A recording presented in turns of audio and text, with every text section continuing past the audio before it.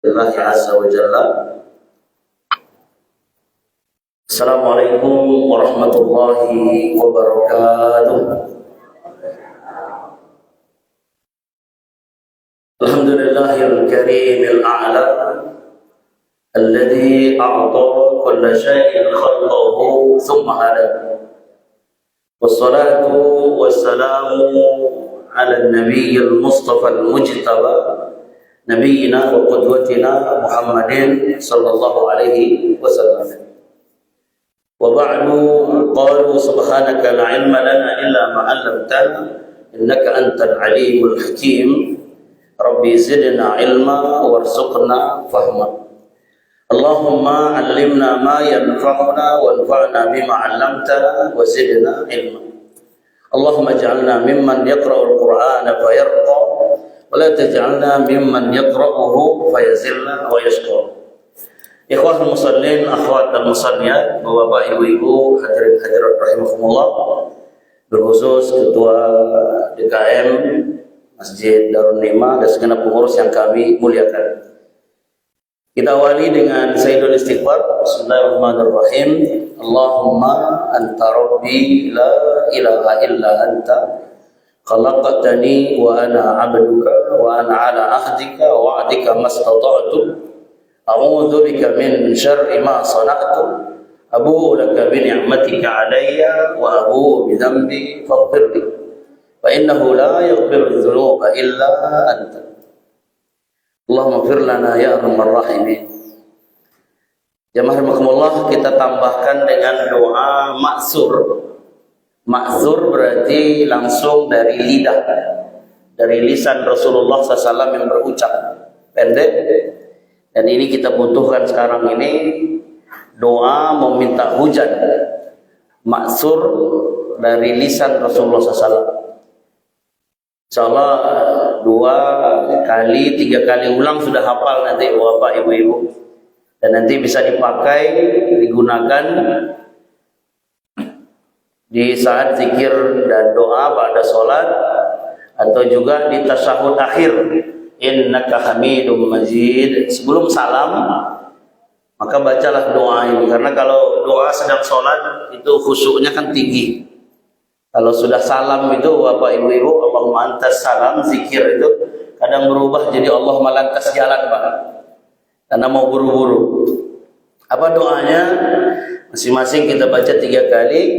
Allahumma sqina,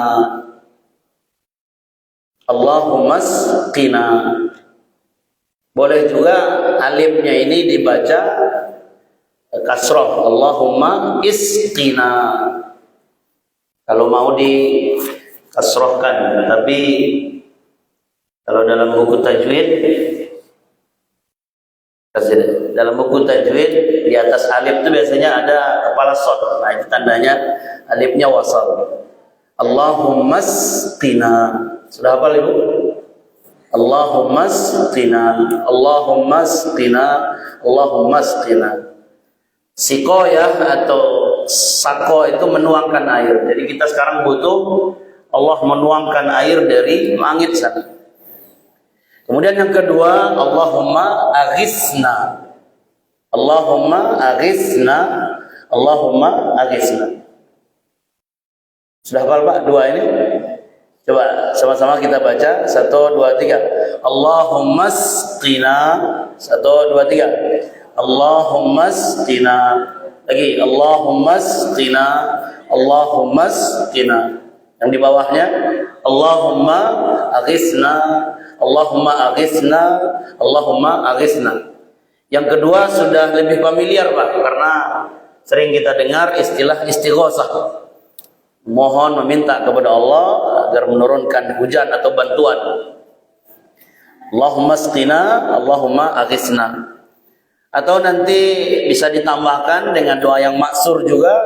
Banyak doa istisqa, meminta hujan itu. Allahumma sqi ibadaka wa bahaimaka wansur rahmataka wa ahyi baladakal mayyit. Ya Allah, turunkanlah air hujan kepada hamba-hambamu dan kepada hewan ternakmu, Tebarkanlah rahmat-Mu ya Allah, dan hidupkanlah negeri-negeri-Mu yang mati. Di bawah, Allahumma asqina ghaisan mughisan muri'an nafi'an ghaira dar ajilan ghaira ajil. Ya Allah, curahkan air hujan-Mu, hujan yang lebat, hujan yang membuat kami senang, nafi'an ghaira dar, hujan yang bermanfaat, tidak membuat rusak, tidak membuat kami sulit, ajilan ghaira ajil, sekarang ya Allah, jangan tunda lagi.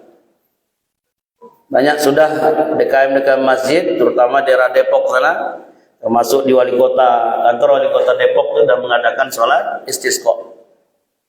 Bersyukur jemaah rahimakumullah, hari ini air ini masih ada di dalam sumur di bawah tanah. Melalui pam naik ke atas atau mulai sumur bor kita di atas sudah di stop oleh Allah.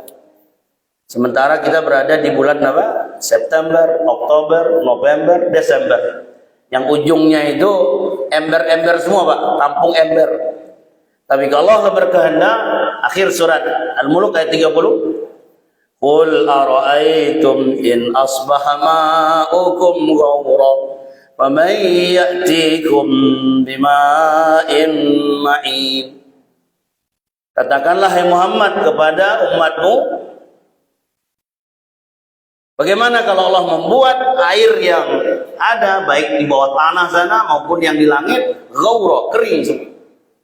Hujan enggak turun, air yang di bawah laut, air yang di dalam tanah kering.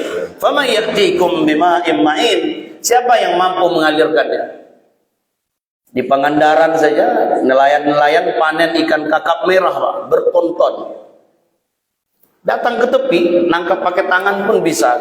Kalau pakai jaring itu supaya jangan ada yang lepas saja.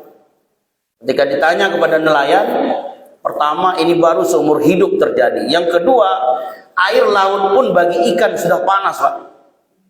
Jadi air laut pun kemarau ini. Kalau kita ke Sumatera sekarang, hati-hati buang puntung rokok. Ya, rumput-rumput atau daun-daun kering itu mudah terbakar gitu. Nah, jemaah rahimakumullah, kalau yang berdoa solihin solihat ya, jemaah Darun Ni'mah ini insyaallah Allah segera turunkan hujan secepatnya. Amin ya rabbal alamin.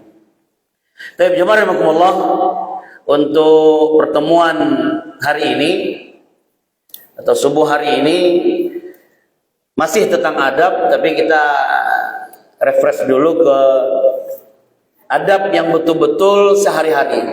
Jadi tidak tersusun urut di dalam kitab Al-Adabul Mufrad Imam Al-Bukhari, tetapi ini sangat penting dan ini real kita amalkan setiap hari. Sadar tidak sadar kita sudah mendapat pahala besar. Kita awali dengan motivasi Allah SWT. Allah mendorong kita untuk terus memiliki akhlak yang baik. Surat Al-Mutaffifin ayat 26. Fal yatanafasil mutanafisun. Maka berlomba-lombalah hendaknya orang yang mau untuk berlomba-lomba. Nanti dari adab pertama sampai adab ke-10, bismillah. Selama ini sudah kita amalkan, mulai hari ini semakin istiqomah, semakin kuat. Atau juga Al-Baqarah 148. Fastabiqul khairat. Jadi fastabiqul khairat itu ayat Quran nih Bu. Ya. Berlomba-lombalah dalam kebaikan. Al-Mutaffifin 26, falyatanafasil mutanafisun. Kalau Al-Baqarahnya 148, fastabiqul khairat. Nah, jemaah rahimakumullah, kita awali al-adabul awal.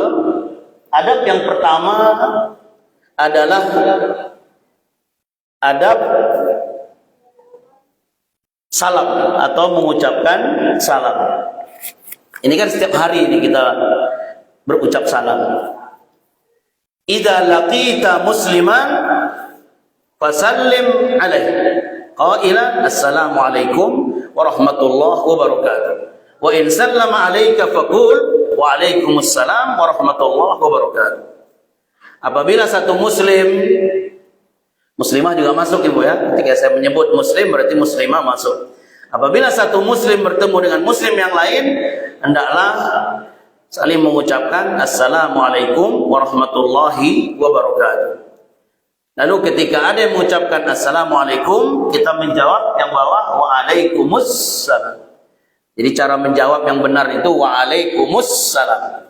Perpindahan kum ke salam itu pakai alif lam ibu. Ya, nah, jadi mulai hari ini berubah sedikit kita. Pasti alif lam dalam bahasa Arab ya, itu punya makna tersendiri Pak. Assalamualaikum, waalaikumsalam pasti berbeda ya artinya dengan waalaikumsalam. Nah, jadi cara menjawabnya waalaikumsalam. Nah, jemaah rahimakumullah, sebenarnya dalam hadis Abu Hurairah radhiyallahu anhu, Rasulullah SAW sudah mengingatkan tadi tentang salam tadi, itu ciri khas seorang muslim apabila saling bertemu. Nabi menyebutkan ada 6 hak yang harus selalu kita tunaikan. Pokoknya itu muslim, itu muslimah, saya muslimah, harus saling berbagi hak. Hakul muslim alal muslim sittun. Qila ma hunna ya Rasulullah. Ada 6 hak yang harus selalu kita tunaikan setiap hari. Satu, idza laqitahu fasallim alaihi. Apabila bertemu, maka saling mengucapkan salam. Mulut, assalamualaikum, waalaikumsalam. Pendeknya assalamualaikum. Sedangnya assalamualaikum warahmatullah. Paling panjangnya assalamualaikum warahmatullahi wabarakatuh. Jadi semuanya boleh. Ya. Pun sudah ada ibu yang pendek assalamualaikum, itu pun nanti dalam tulisan WA pun ASS.LK. Jangan disingkat lagi. Ya, di handphone juga kan sudah ada kamus itu. Kita tulis assalamualaikum warahmatullahi wabarakatuh, simpan. Setiap kita menulis assalamualaikum langsung satu tombol saja keluar kan gitu. Dapat pahala banyak gitu. Yang kedua, wa idza da'aka fa'ajibhu. Apabila ada undangan hadir. Ya, undangan saat gembira ya pernikahan, khitan anak. Undangan ketika sebenarnya kalau yang sedih-sedih tidak diundang itu sudah hak kewajiban kita untuk saling mengunjungi. Kematian, sakit dan sebagainya. Kemudian yang ketiga, wa idza stansahaka fansah lahu. Apabila ada yang meminta nasihat, maka nasihatilah. Syukur-syukur ada ilmu kita di situ sedikit gitu. Syukur-syukur kita dengan orang minta nasihat, ya. Orang yang minta nasihat akan lebih baik. Kemudian yang keempat, wa idza atasa fahamidallah fashammithu. Hak sesama muslim harus kita tunaikan. Apabila ada yang bersin, fahamidallah. Lalu yang bersin ini mengucapkan alhamdulillah fashammithu, maka kita yang mendengar mengucapkan yarhamukallah. Jadi para ulama jelas Bapak Ibu-ibu tentang bersin ini. Ketika seseorang bersin dari kepala sampai kaki itu bertasbih semua. Adakah kita yang bersin cuma ingus saja atau hidung saja yang merasakan? Semua badan. Maka bersyukur kita bisa bersin ini. Sehingga bergoncang semua badan kita, bergetar dan semua memuji Allah. Maka pantas sekali seorang muslim apabila dia bersin langsung refleks mulut berucap. Berucap berarti terdengar ini. Jadi para ulama mengatakan kalau ada orang bersin lalu dia tidak mengucapkan alhamdulillah, tidak usah dijawab dengan yarhamukallah. Karena dia sendiri tidak mau mengucapkan alhamdulillah gitu. Nah, jadi kalaupun tidak kencang-kencang Pak, bersin alhamdulillah. Nah, lirih seperti itu, maka kita sudah punya kewajiban untuk mendoakan orang tersebut yarhamukallah. Syukur-syukur orang yang bersin mendoakan kita kembali dengan kalimat yahdikumullah wa yuslihu balakum. Indah dalam Islam itu. Jadi tadi kalau bertemu saling salam, sekarang apabila bersin kita menjawab satu sama lain. Nanti ada penjelasannya. Yahudi Pak, ibu-ibu, Yahudi kan banyak di kota Madinah. Itu mereka curi-curi Kalau Nabi sedang berkumpul dengan para sahabat, mereka duduk-duduk di situ, bahkan merapat ke lutut Nabi, ke paha Nabi. Lalu pura-pura bersin. Pura-pura bersin, Pak. Karena mereka tahu hati mereka saja, wajahadu biha, surah An-Naml, wajahadu biha wastaiqanatha anfusuhum zulman wa uluwa. Fanzur kaifa kana akibatul mufsidin. Mereka mendebat, mereka membantah Nabi Sulaiman, mereka membantah Nabi Muhammad. Wastaiqanatha anfusuhum zulman wa uluwa. Hati kecil tidak bisa berbohong. Mereka tutupi saja karena meninggi-ninggikan diri, karena menzalimi diri gitu. Yakin mereka Nabi Muhammad ini Nabi akhir zaman. Doa Nabi itu doa makbul. Maka mereka Yahudi pura-pura bersin, Pak. Lalu mereka menunggu doa Nabi, yarhamukallah. Ternyata Nabi lebih cerdas dari mereka, Pak. Nabi tidak mengucapkan yarhamukallah, semoga Allah mengucurkan rahmatnya kepadamu. Nabi justru berucap yahdikallah, semoga Allah memberi engkau hidayah masuk Islam. Itu, Pak. Nah, sekarang ini kekayaan kita. Mari adab ini kita jaga. Yang keenam, yang kelima, wa idza marida fa'udhu. Apabila ada yang sakit, maka mari kita kunjungi. Tidak bisa tatap muka sekarang, by phone, mobile dan sebagainya. Dan yang terakhir, betul-betul terakhir, Pak, adab ini, wa idza mata fattabi'hu atau fa'atbi'hu. Apabila ada yang meninggal, maka antarlah ke kuburan. Ikutlah menyelenggarakan jenazahnya. Dan hari ini kan menjadi mahal itu. Orang sibuk semua.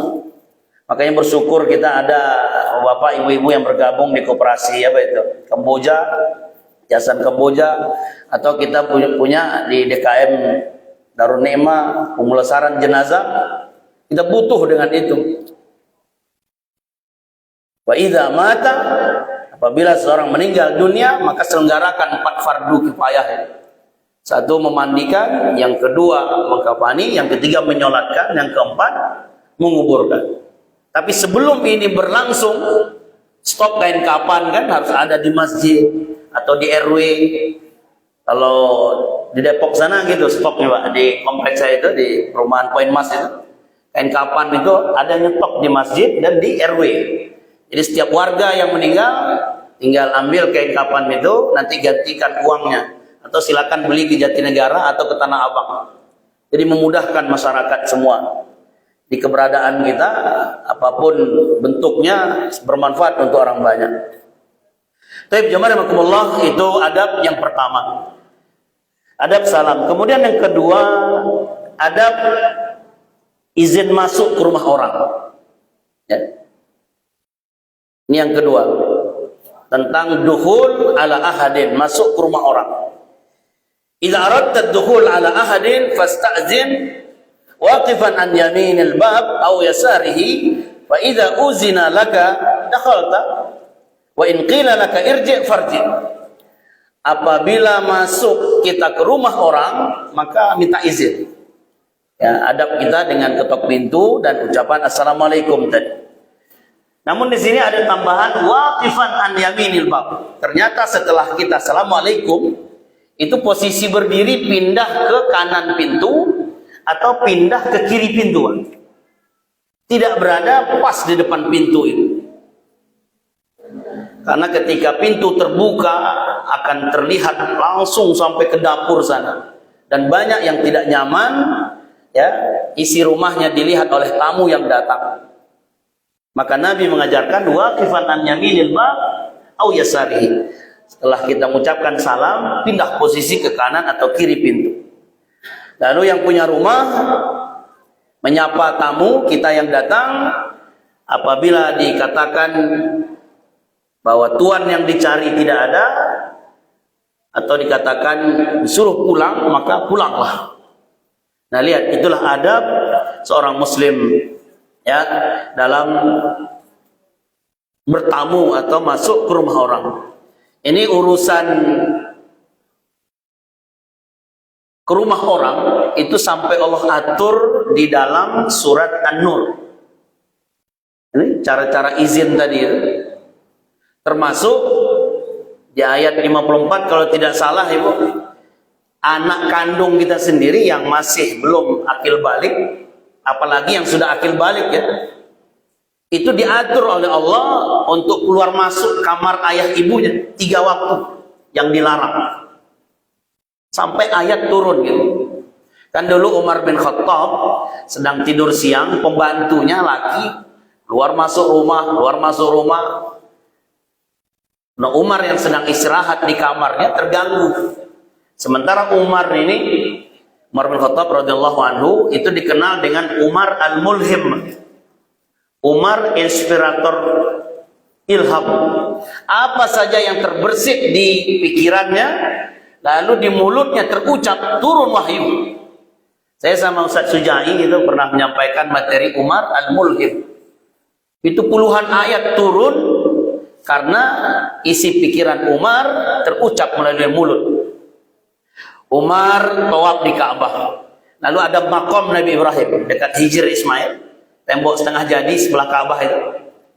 Kata Umar, ini kalau Allah turunkan syariat sholat sunnah, artinya di sini tempat sholat gitu. Oh, bagus sekali. Turun wahyu Pak. Akhir juz 1 itu. Wa iz ja'alnal baita masabatan lin-nasi wa amna wattakhidhu min maqami Ibrahim musalla. Makom Nabi Ibrahim, walaupun orang hilir mudik tawaf, sunnah kita untuk sholat sunat di situ atau mencari daerah yang agak lapang lah sedikit. Itu asbabul nuzulnya Pak. Umar yang berucap. Nah, Umar tidak nyaman kalau pembantunya keluar masuk rumah. Kalau Allah turunkan ayat mengatur gitu adab ini, bagus sekali kata Umar. Turun Pak, An-Nur itu. Ya. Ada 3 aurat. Artinya harus dijaga. Anak kandung, pembantu, siogianya tidak boleh selonong-selonong saja masuk ke kamar majikannya. 1, ketika waktu zuhur. Waktu zuhur. Hatta sekarang kita sudah punya AC Pak. Ya. Karena itu saatnya orang melepas pakaian dan nyaman berada di kamar masing-masing. Anak kita pun ya punya adab untuk masuk. Yang kedua, setelah sholat isya. Setelah sholat isya, orang tua, ayah ibu di kamarnya. Kemudian sebelum sholat subuh. Lihat, 3 waktu ini diatur betul oleh Allah. Nah, itu dulu asbabun nuzulnya, itu Umar bin Khattab yang menginginkan Allah turunkan gitu. Nah, jemaah rahimakumullah, saya tambahkan di poin yang kedua ini, adab izin masuk ke rumah orang lain. Izin dulu sebelum masuk ke rumah orang, bukan izin setelah kita masuk Pak. Ya. Kecuali toko, warung, pasar, kantor sesuai kebiasaan sehari-hari, mengucapkan salam sebanyak 3 kali, berdiri di kanan atau kiri pintu, bukan di depan pintu rumah. Jika telah ada izin, masuklah. Jika tidak diizinkan atau disuruh pulang, pulanglah. Jika rumah kosong, ini ayatnya, jika rumah kosong tidak berpenghuni, boleh kita masuk walau tanpa izin, asalkan ada barang milik kita yang kita ambil di dalam rumah itu. Begitu. Ini yang kedua. Al-adabus salis. Kemudian adab sehari-hari seorang muslim yang baik. Yang ketiga adalah adab makan dan minum. Sudah ada kalimat sammi, bismillah. Sammillah fi ibtida'i aklika wa syurbika. Qailan bismillah wa kul bi yaminik wa kul mimma yalik wa idza faraghta falaq asabi'aka wa kul alhamdulillah. Bacalah nama Allah setiap awal makan, setiap awal minum. Qailan bismillah. Pendek saja sudah cukup Pak, bismillah. Mau disempurnakan bismillahirrahmanirrahim juga bagus. Wakul biyaminik, makanlah dengan tangan kanan. Wakul mimma yalik, makanlah yang ada di depan kita. Ini yang di depan aja belum dipegang sudah melihat yang berada di tempat lain. Wa idza faraghta, apabila telah selesai makan, maka jilatlah jari jemari tangan. Jadi Bapak Ibu, kita masih ingat ya. Mak kita dulu, saya terutama di Riau sana, itu dulu kan makan bayi itu kan pakai pisang itu, pisang yang dibakar ya. Itu dikunyel-kunyel di piring, setelah itu setelah itu disuapkan ke mulut anak. Setelah itu ibu kita kan menjilat jari-jari tangan, barokah itu, dan itu sunnah. Kebiasaan orang Arab dari dulu sampai sekarang itu suami istri, suami kalau sudah selesai makan, istri yang jilat, nah jilat deh. Istri juga begitu, habis selesai makan, nah jilat nih mak. Dan itu hal lumrah dan menambah harmonis kasih sayang ibu. Itu suami istri ya. Jangan dibawa ke makan sama teman, tolong jilatin dong. Kita ngambil sunnah gitu, ya.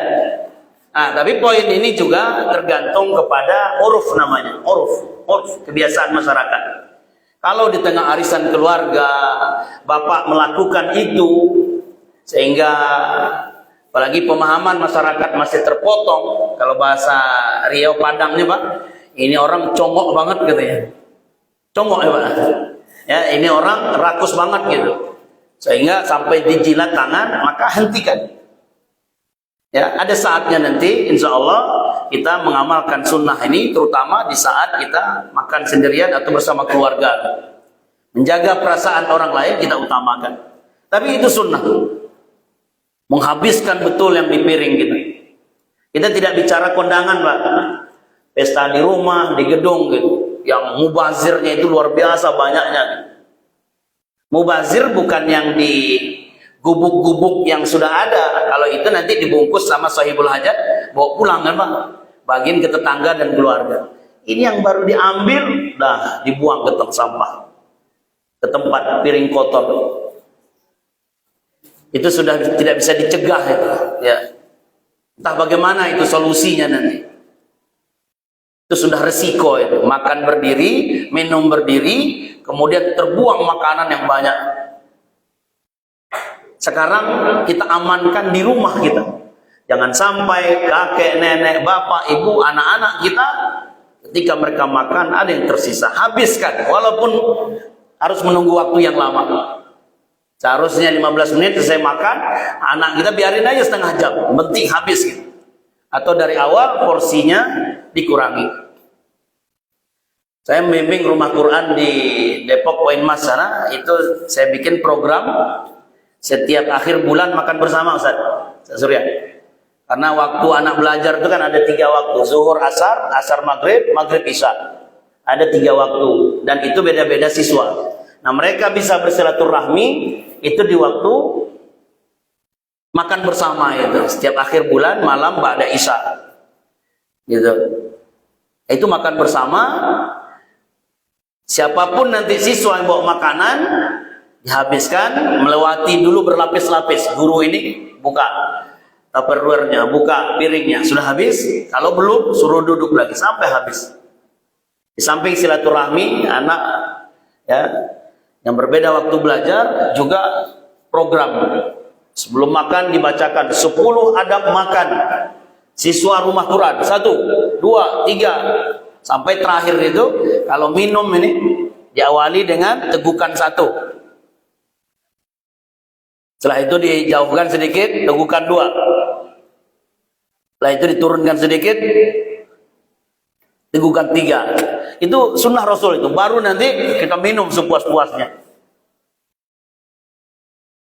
Jadi untuk menjilat jari jemari kita setelah makan disunnahkan atau bagian dari adab. Wa qul alhamdulillah, dan setelah selesai makan maka kita berucap alhamdulillah. Nah, coba rahmatullah, ini adab yang ketiga. Maka tambahannya adalah adab-adab ketika makan, minum sehari-hari, mencuci tangan, makan dengan tangan kanan, membaca basmalah, makan apa yang ada di dekat kita, menjilat jari jemari, termasuk menjilati sendok dan garpu, perpanjangan tangan kan? Pengganti tangan kan itu. Tetap barokah ketika kita menjilat sendok dan garpu. Selesai makan berucap alhamdulillah dan doa lainnya. Dan boleh berbicara atau berbincang-bincang positif. Berbincang-bincang yang baik-baik, Pak, ketika sedang makan. Dan tidak boleh mencela makanan. Kalau kita tidak suka, ya sudah, diambil sedikit. Diambil sedikit. Jangan mencela makanan, apalagi di depan orang yang masak. Apalagi di depan sahibul bait gitu. Itu melukai perasaan orang yang menghidangkan. Kemudian adab yang keempat, ini adab berbicara. Takallam bi thayyibil qaul fi khairin. Berbicaralah dengan pilihan kata yang baik. Waqfid sautak, rendahkan suara.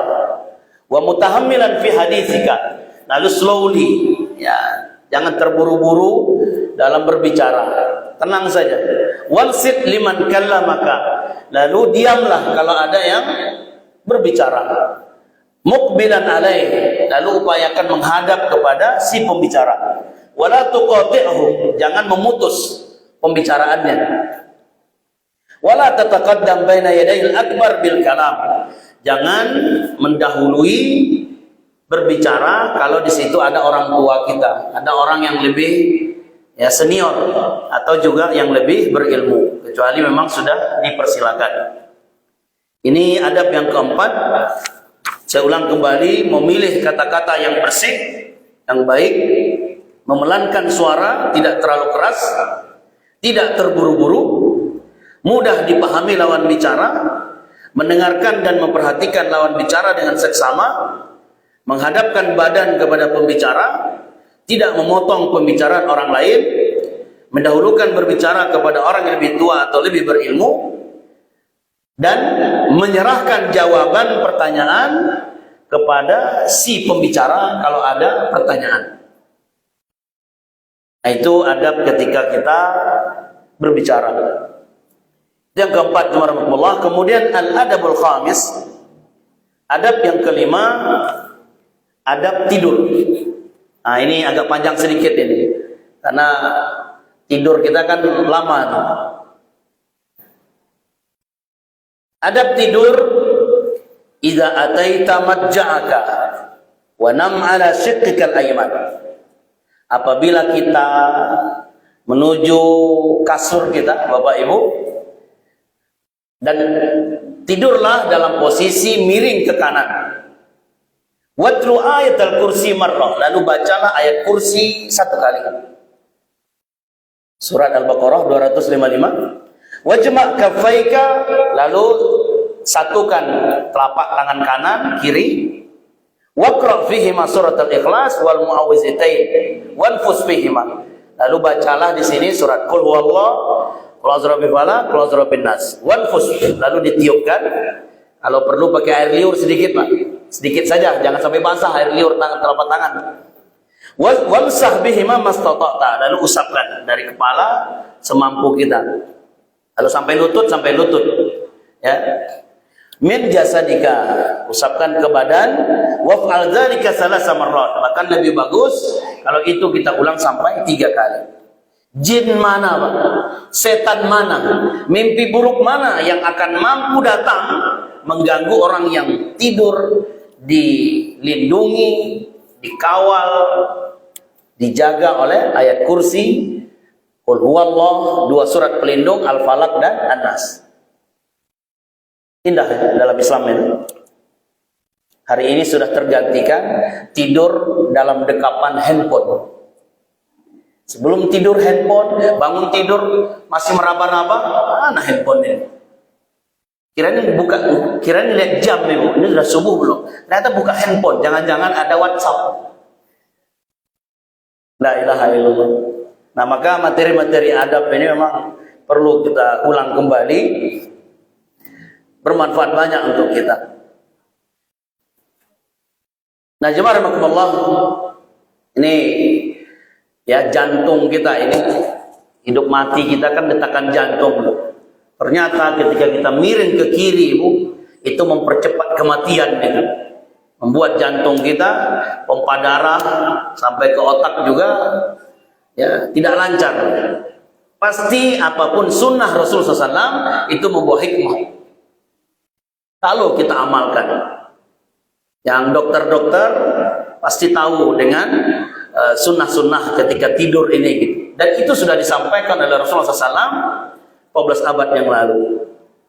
Kemudian jemaah rahimakumullah, untuk mengingatkan kita kembali, ini dia ayat kursi yang kita baca itu.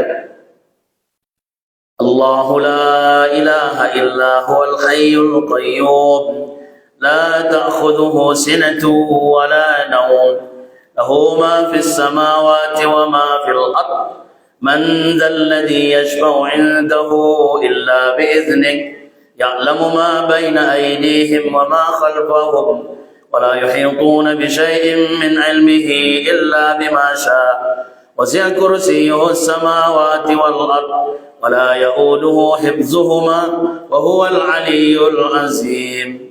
Surat Al-Baqarah 205. Ibu sudah hafal ayat kursi, Bu? Alhamdulillah ya. Kemudian Al-Ikhlas, Bismillahirrahmanirrahim. Qul huwallahu ahad Allahus samad lam yalid wa lam yulad wa lam yakul lahu kufuwan ahad. Al-Falaq, Bismillahirrahmanirrahim. Qul a'udzu birabbil falaq min syarri ma khalaq wa min syarri ghasiqin idza waqab wa min syarri naffatsati fil 'uqad wa min syarri hasidin idza hasad. Terakhir, Bismillahirrahmanirrahim. Qul a'udzu birabbin nas malikin nas ilahin nas min syarril waswasil khannas alladzi yuwaswisu fi sudurin nas minal jinnati wan nas. Nah, tinggal nambahin doa waktu kita masih anak-anak dulu. Bismika Allahumma ahya wa amut. Dalam riwayat Imam Bukhari, Bismika Allahumma amut wa ahya. Boleh dibalik. Intinya hidup karena Allah yang menghidupkan, mati karena Allah yang mematikan. Jadi kalau Allah memanggil kita di saat tidur, tidurnya tidur selama-lamanya, ruh kita itu bersih doang. Bersih itu keluar dari badan. Karena tidur saja dilindungi dengan ayat kursi tadi. Kalau mau nanti di googling, ini doa spesial. Diajarkan Nabi SAW kepada sahabat mulia Barra bin Azib. Jadi Nabi kalau sudah memegang tangan sahabat, menyalaminya, kalau bahasa sekarangnya itu sanad, Pak. Nah, saya beri sanad, saya beri ijazah. Ini sanad ijazahnya kepada Barra bin Azib. Allahumma aslamtu nafsi ilaika wa fawwadtu amri ilaika wa wajjahtu wajhi ilaika wa alja'tu zuhri ilaika raghbatan wa rahbatan ilaika la malja'a wa la manja minka illa ilaika amantu bi kitabika alladhi anzalta wa bi nabiyyika alladhi arsalta. Jiwa ini saya serahkan kepadamu ya Allah. Urusan saya serahkan kepadamu ya Allah. Wajah ini saya serahkan kepadamu. Punggung ini saya serahkan kepadamu. Penuh harap dan cemas. Tidak ada tempat berlindung selain kepadamu ya Allah. Aku beriman dengan Al-Quran yang kau turunkan dan beriman dengan Nabi yang telah kau utus, Muhammad SAW. Nah ini walaupun panjang, tapi kata orang Padang, alah bisa dia biasa. Ya, insyaallah dibaca, hafal. Pun kalau tidak hafal, nanti dilaminating atau disimpan di handphone sebelum tidur baca. Allahumma aslamtu nafsi. Gak apa-apa pakai naskah, pakai teks gitu. Nah, cuma Alhamdulillah, saya ulang kembali. Ini adab yang kelima, adab tidur, berwudu, berbaring miring ke kanan, membaca ayat kursi, Al-Ikhlas, Al-Falaq, An-Nas, meniupkan ke telapak tangan, percikan air ludah dan ditiupkan kepada telapak tangan, mengusapkan kepada anggota badan dan afdalnya dibaca, diusapkan sebanyak 3 kali. Baik, jemaah barangkali sebelum lanjut 6 dan selanjutnya ada pertanyaan. Adab yang pertama tadi salam, kedua masuk rumah orang, ketiga adab makan minum, yang keempat berbicara, yang kelima adab tidur. Atau kita lanjut dulu, Pak? Baik, kalau ada yang bertanya nanti dipersilakan. 6 ini adab bersin. Nah, tadi sudah kita sampaikan sedikit. Jadi adab bersin, idza atista faghatti wajhaka biyadika au bisaubika. Apabila kita bersin, maka upayakan menutup wajah ini dengan tangan. Gabungkan dua telapak tangan menutup, atau dengan sapu tangan, atau dengan pakaian. Kalau ibu-ibu kan jilbabnya panjang atau mukena. Wahmadillah, lalu yang bersin berucap alhamdulillah, kencangkan supaya didengar orang. Fa in sammatka ahadun faqal yarhamukallah, maka kita berucap alhamdulillah, orang yang mendengar menjawab yarhamukallah. Setelah itu kita jawab lagi yahdikumullah wa yuslihu balakum. Ini yang ke-6, adab bersin, menutup wajah, mengucap alhamdulillah saat bersin. Orang yang mendengarkan si bersin mengucapkan alhamdulillah, lantas mengucapkan yarhamukallah. Kembali orang yang bersin berucap yahdikumullah wa yuslihu balakum. Baik, jemaah rahimakumullah, al-adabus sabi, adab yang ke-7, adab ketika menguap. Raddut tasa'ub mastata'ta wa amsik biyadika fi wa la taqul Adab menguap, menahan semampunya. Jadi harus kita tahan ternyata menguap itu, dan tidak mengeluarkan suara. Oke, apalah praktek ini? Saya nggak boleh dipraktekkan sebenarnya, kurang enak didengar. Lalu menutup mulut dengan tangan. Itu adab ketika kita menguap. Kemudian jemaah rahimakumullah, adab yang ke-8, adab di dalam majelis. Nah, adab di dalam majelis seperti ini, atau nanti ibu-ibu ada acara arisan, acara RT RW dan sebagainya, cara ke puncak. Coba kita lihat. Idzan tahaita ila majlis wajlis haitsu yantahil majlis. Apabila kita selesai acara, maka duduklah dulu, jangan langsung bubar. Barangkali ada keperluan lain, ada barang kita yang tertinggal dan sebagainya, jadi tidak langsung bubar.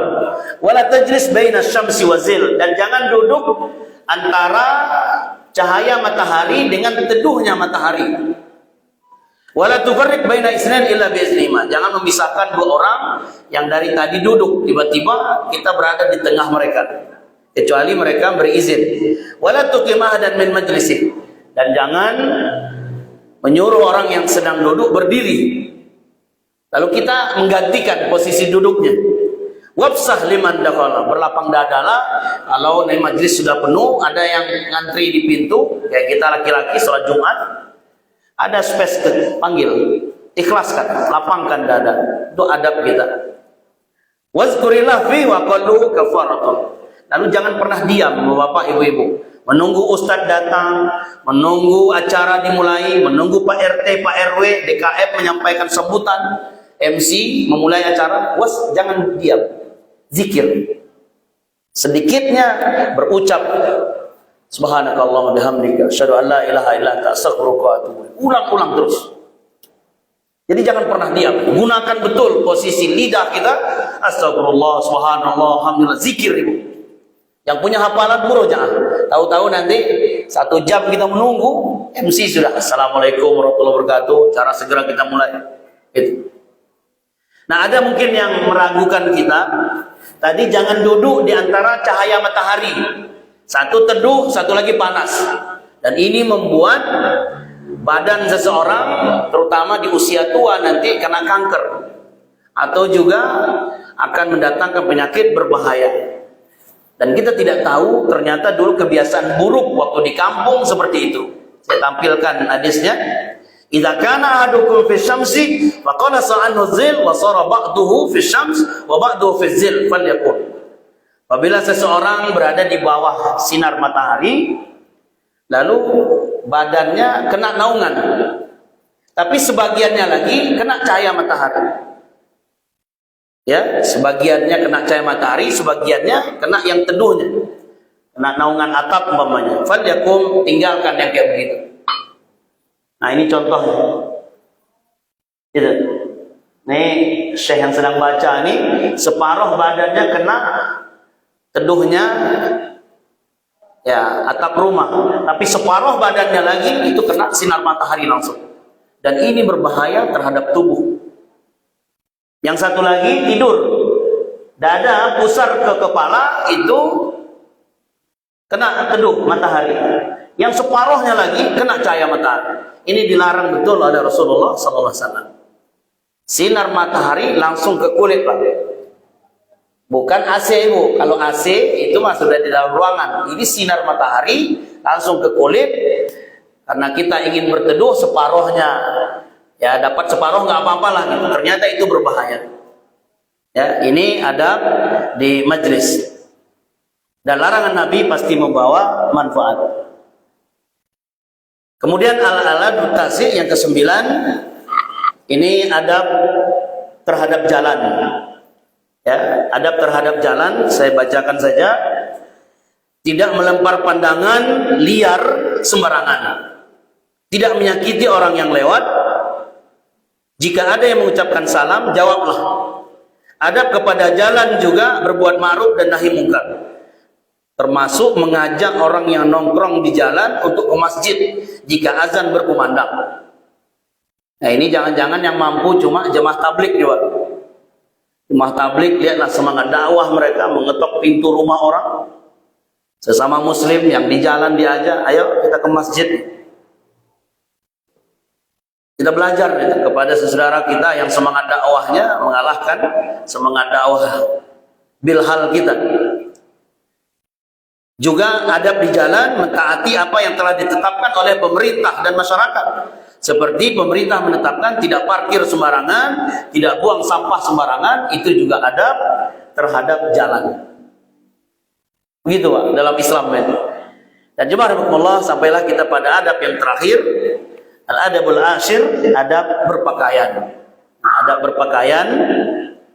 Ilbis al-jamil minasyab. Pakailah pakaian yang terbaik. Kecuali kalau nanti ada kegiatan sholat istisqa, Pak. Nah, itu Nabi mutabazzilan atau mubtazilan. Siabul amal. Nabi kalau sholat istisqa itu mencari gamis, pakaian yang sederhana. Ya. Wa afdaluhal abyad, dan yang terbaik putih warnanya. Wala yujawizu ka'baik safalan atau subulan, dan jangan melewati mata kaki. Ini namanya ya isbal ya. Terutama untuk laki-laki. Kalau untuk ibu-ibu tidak. Wabda biyaminika dubsan wa shimaluka khal'an. Mulailah memasang apa yang bisa dipasang. Memakai baju, memakai kaos kaki, sandal, sepatu dimulai dari kanan dan melepasnya dari kiri. Tapi untuk yang ke-10 ini saya baca lagi. Ada pakaian adalah apa yang kita pakai dari kepala kita, rambut sampai kaki. Berpakaian warna putih atau disesuaikan dengan uruf kebiasaan masyarakat. Ya. Orang Arab sendiri itu menyesuaikan dengan masyarakatnya. Kalau mereka pakai gamis putih, itu biasanya ini apa namanya iqal atau tutup kepalanya itu warna merah apanya. Nah, itu menyesuaikan. Kalau dibuat putih semua dari kaki sampai ini, nanti dikira orang ini petugas ambulan. Nah, jadi disesuaikan dengan uruf kebiasaan masyarakat. Dan untuk pakaian perempuan bukan putih, Ibu, yang dianjurkan. Warna gelap. Ya, warna gelap. Lalu tidak membentuk badan atau tubuh untuk perempuan. Untuk laki-laki terafdal adalah pakaian tidak melebihi mata kaki. Walaupun tidak ada niat sombong.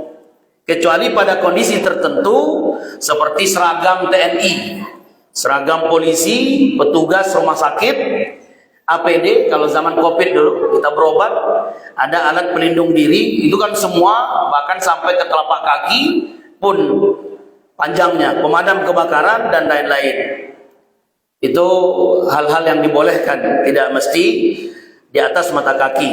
Memasang pakaian dari sebelah kanan dan melepas dari sebelah kiri. Wallahu a'lam.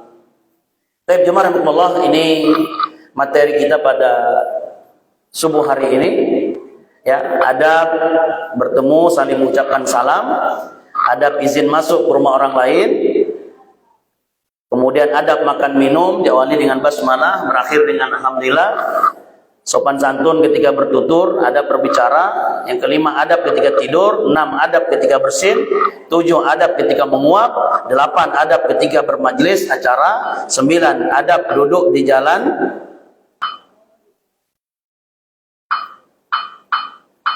dan ke-10 adab berpakaian.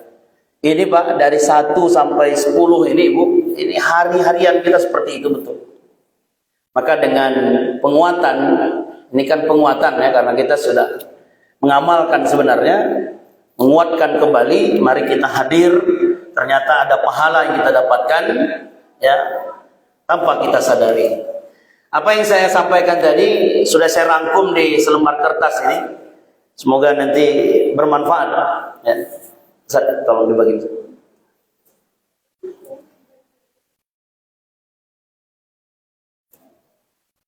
Mungkin yang guru atau ibu-ibu yang di majelis taklim nanti bisa, kalau ustazahnya nanti tidak datang atau acara asiran keluarga, baik saya izin dulu menunggu keluarga ngumpul, saya bacakan 10 adab sehari-hari seorang muslim, seorang muslimah yang baik. 1, 2, 3, 4, 5. Paling juga 5 menit Ibu.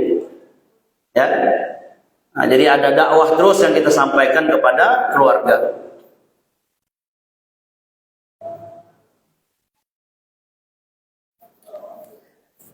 Baik, kalau ada pertanyaan atau ada diskusi, Ustaz, tolong mic-nya ke Pak Haji Jordan.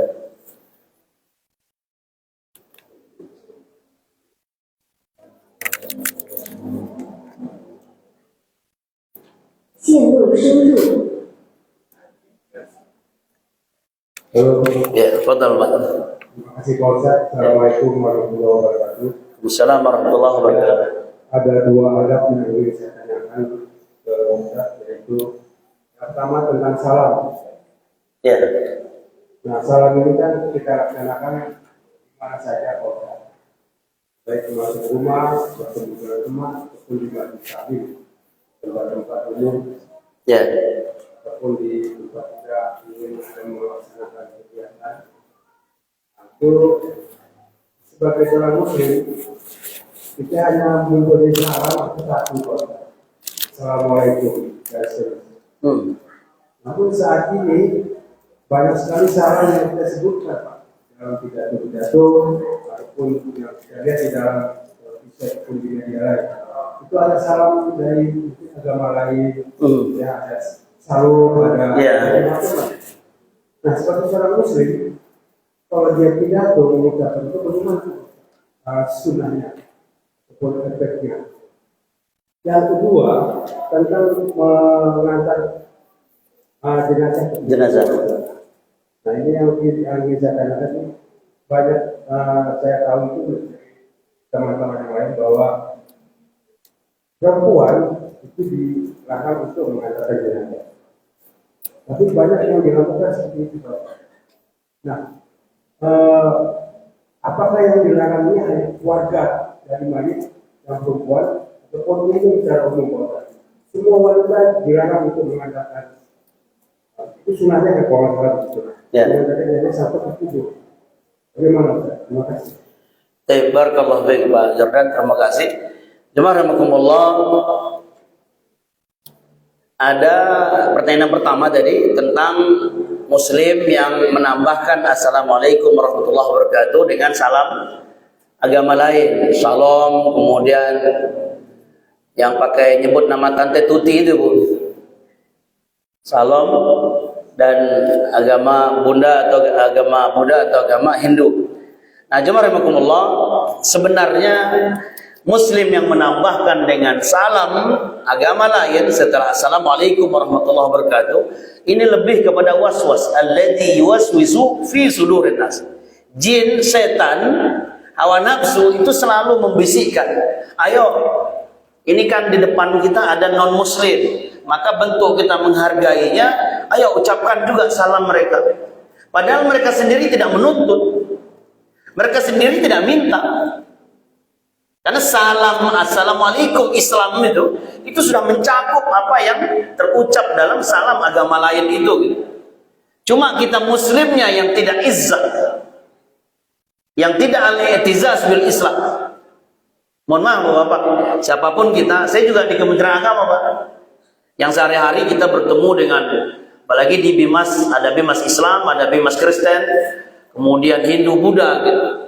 Tetapi ternyata saudara kita tidak menuntut. Ketika kami ada pertemuan dihadiri oleh tokoh-tokoh pembesar-pembesar agama Buddha, agama Hindu, dengan assalamualaikum warahmatullahi wabarakatuh, baik, mulai masuk pembicaraan tanpa harus ada kata salam dan sebagainya itu gitu.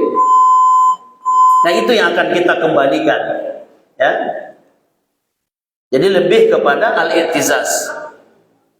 Dan itu yang terjadi di Indonesia ini gitu. Agama lain tidak menuntut kita mengucapkan salam mereka, tapi mohon maaf, muslimnya sendiri yang merasa tertekan, merasa nggak enak gitu. Nah itu yang akan kita kembalikan. Mencukupkan dengan assalamualaikum warahmatullahi wabarakatuh itu sudah cukup Pak. Toh yang diharapkan nanti setelah kita berbicara itu adalah bagaimana kita bermuamalah dengan saudara non muslim kita gitu. Ya. Apalagi yang bukan pejabat, ini kan lebih banyak kepada salam pejabat kan Pak Jordan ya, gitu. Maka istiqomah lah dengan mencukupkan assalamualaikum saja. Hatta mohon maaf di acara RT RW kita juga begitu gitu. Kalau nanti cara baksos ada non muslim, ketika mereka nanti mengucapkan salam ala mereka, kita kan justru tidak mau mereka. Udah jelas ini Kristen, salam kata dia. Lalu assalamualaikum warahmatullahi wabarakatuh. Fasihnya kayak orang Arab lagi Pak. Kan kita tidak nyaman gitu. Nah jadi kembalilah izzah dengan salam kita sudah cukup gitu. Wallahu a'lam bishawab. Kemudian yang kedua, jemaah rahimakumullah, mengantar jenazah. Jadi jangankan ya zaman now ini, dari dulu sebenarnya Rasulullah SAW sudah mengarahkan untuk berziarah kubur. Dari ziarah kubur Pak, itu kan orangnya sudah lama meninggal, apalagi hari H mengantar jenazah. Nah, kenapa Nabi melarang dulu untuk tidak berziarah kubur? Karena banyak adab-adab yang tidak bisa dijaga. Tapi setelah itu, setelah iman umat bertambah, Islamnya semakin kokoh, nggak apa-apa ziarah kubur, nggak apa-apa mengantar jenazah. Hatta perempuan pun sebenarnya tidak apa-apa. Ya, yang penting adabnya. Nah sekarang ketika adab itu tidak terjaga, ketika saat penguburan, kalau perempuan yang hadir sebatas keluarga, terlihat wajah sedih dan sebagainya, apalagi ini tatapan terakhir, masih longgar di situ. Tapi real yang terjadi hari ini jemaah rahimakumullah, ketika kita laki-laki menguburkan ke dalam liang lahat, ibu-ibunya selfie Pak. Foto-foto semua. Itu yang terjadi. Maka kembali kepada larangan. Larangan sebenarnya bukan larangan yang mengharamkan, lebih kepada larangan untuk berhati-hati. Ya, apabila tidak bisa menjaga adab tersebut, maka kembalilah. Serahkanlah untuk sampai ke mana? Ke liang lahat dan sebagainya, biarlah laki-laki saja, perempuan menunggu di tempat tertentu. Yang istiqomah sampai hari ini jemaah rahimakumullah melakukan itu, ini istrinya para habaib. Ini sependek yang saya lihat ya, istri-istri keluarga para habaib itu kalau ada yang meninggal, itu istri-istrinya, keluarganya tidak ada yang datang, tidak ada yang sampai ke liang kubur itu. Mereka menunggu di sebuah tempat, atau mereka lebih banyak memilih di dalam mobil. Nah ini tadi ya, untuk menjaga adab-adab itu. Nah sebenarnya nanti ini kan kesedihan. Jadi kalau nanti kita menghadirkan keluarga juga, mohon ibu-ibu semuanya menjaga adab. Itu saja. Kalau adabnya terjaga dengan baik, ya insya Allah tidak apa-apa. Wallahu a'lam bishawab. Baik, ada lagi bapak-bapak? Oh, ada.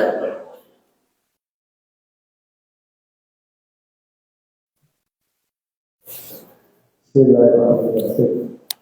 Assalamualaikum warahmatullahi wabarakatuh. Waalaikumsalam warahmatullahi wabarakatuh. Terima kasih atas kesempatannya.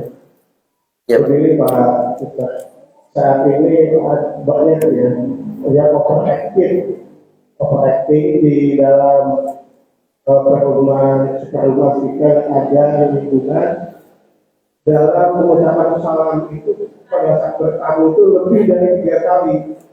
Sedangkan yang non rumah yang akan ditemuinya sudah mendengar salam itu udah dijawabnya, kemudian dia tetap aja berlanjut gitu, jadi overactive bukan salam lebih dari 3 kali. Maka itu harus dijawab tetap.